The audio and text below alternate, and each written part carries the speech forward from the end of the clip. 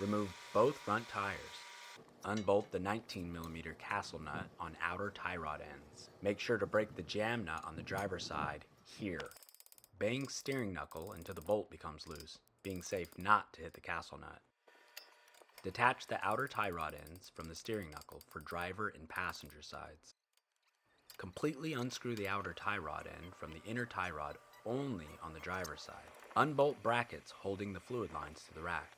There are two brackets held by one 12mm bolt each.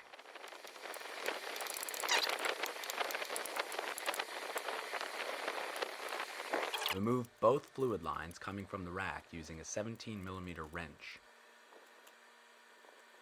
Unbolt the steering column shaft from the rack's input shaft using a 12mm socket. Pop the steering column shaft off. Break the two main rack and pinion bolts using a 19mm socket.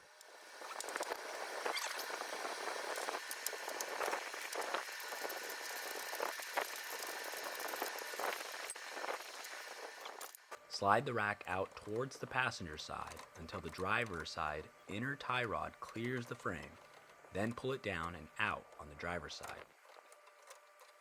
Heat up the old bushings. Work out the outer portion of the bushing. Chisel up the edges of the inner portion of the bushing left in the rack until you can get pliers around it and remove. Hammer out the opposite side with a socket. Clean out the bushing opening. Grease the new polyurethane bushings.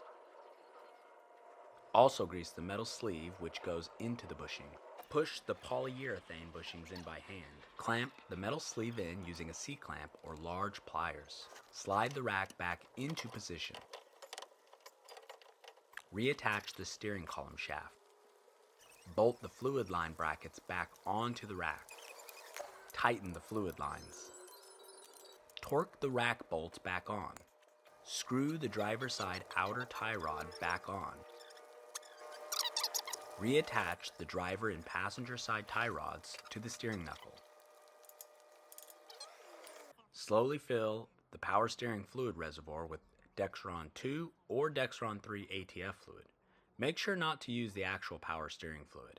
Factory fluid comes out clear, but the ATF you will use will likely be red.